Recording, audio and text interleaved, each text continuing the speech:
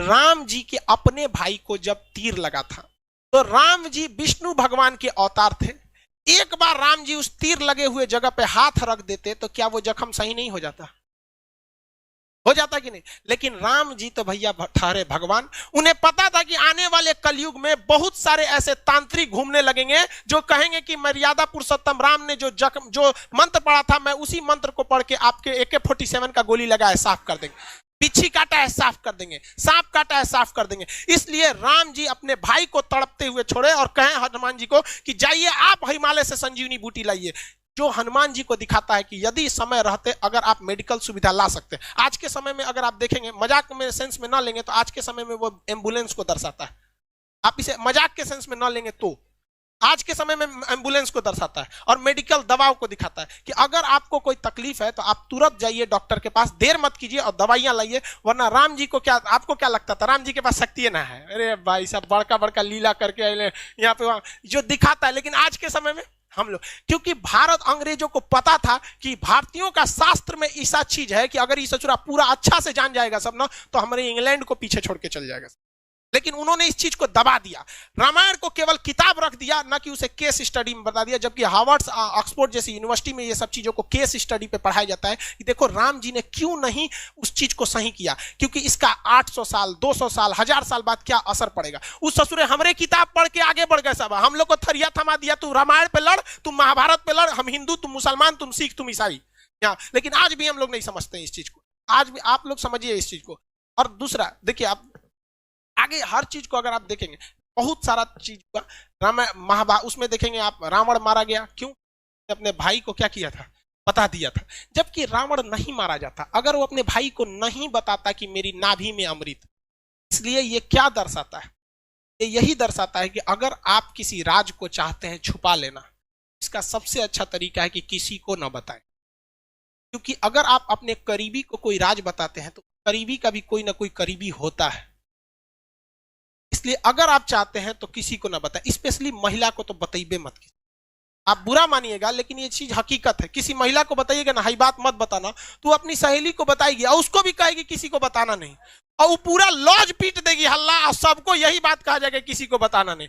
पहले के वक्त में मीडिया नहीं था तो महिलाएं ही मीडिया का काम करती थी। कोई खबर पहुंचाना है, एगो दादी को कह दो, पूरा मीडिया का काम हो। तो इस चीज को आप समझिए, ये केस स्टडी है।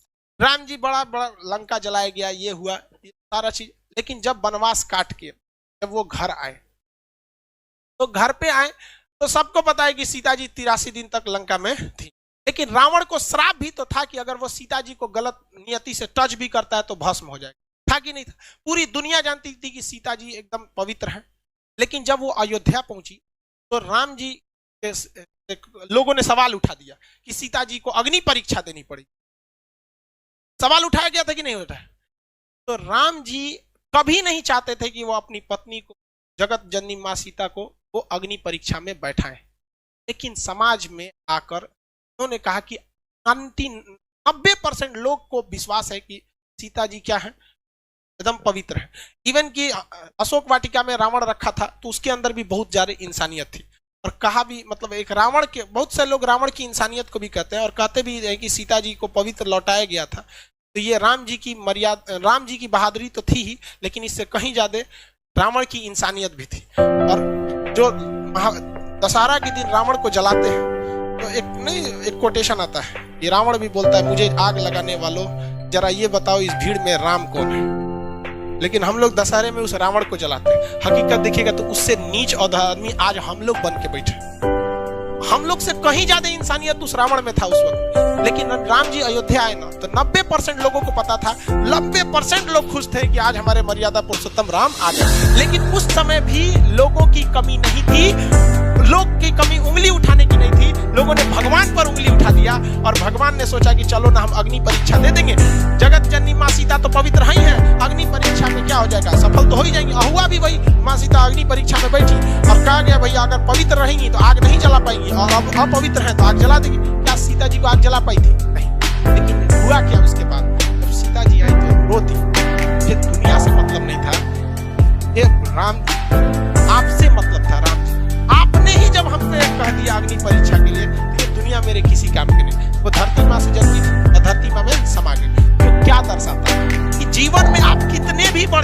लोग आप पे उंगलियां जरूर उठाएंगे। जब राम जी को नहीं छोड़ा लोगों ने उंगली उठाने में, तो हमारी और आपकी क्या औकात है। और ये यही बताता है कि राम जी अगर उन 10% लोगों को डांट देते ना, तो भाग यहाँ से, माँ सीता को अपनी परीक्षा नहीं देनी। लव और कुश को छोड़कर माँ सीता कभी नहीं जाती, बचपन में बेचारे रोते रह गए। इसलिए अगर 2 कौड़ी के लोगों को अगर खुश करने के चक्कर में रहेंगे तो आपका अपना जीवन बर्बाद हो जाएगा। राम जी का पूरा परिवार बर्बाद कर दिया इन 2 कौड़ी के लोगों ने यहाँ पर। इसलिए जीवन में याद रखिएगा, जब भी आगे बढ़ेंगे लोग आप पे सवाल उठाएंगे, लेकिन हमारे अंग्रेजों ने ये बर्बाद कर दिया। आज किसी मुसलमान को कहिएगा ना रामायण की तुम्हें पाठ सुनाते नहीं सुने, और इवन कि आपको अगर कोई कुरान की बात सुनाएगा तो आप अगर दूसरे धर्म की आप भी नहीं करें। ये कोई किसने ये जहर बोया हमारे अंदर, किसने? भाई साहब ये 200 साल जो अंग्रेज हैं सब, अंग्रेज भाई साहब बहुत दिमाग वाले थे। वो लोग को पता था भाई साहब तलवार की ताकत से, देखिए मुगल जब आए थे सर वो तलवार से लोगों को काटे थे सर, और अंग्रेज आए सब तो कलम से लोगों को काटे थे। और वो खुद लिख के गए थे, the power of pen is more than the power of sword.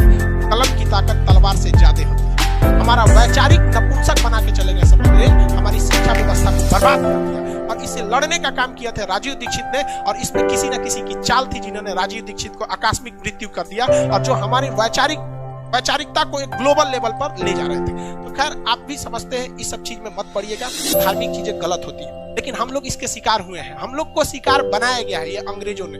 नजरों को समझ में नहीं आता, धीरे धीरे विकास होगा। लेकिन आप अगर समाज को देखेंगे ना, तो समाज का एक ऐसा हिस्सा है जो अब इस सब चीजों से हट रहा है। उसे नहीं मतलब है कि धार्मिक चीजें क्या है, हिंदू सिख ईसाई क्या है, वो अब इंटेलेक्चुअल पे जा रहा है।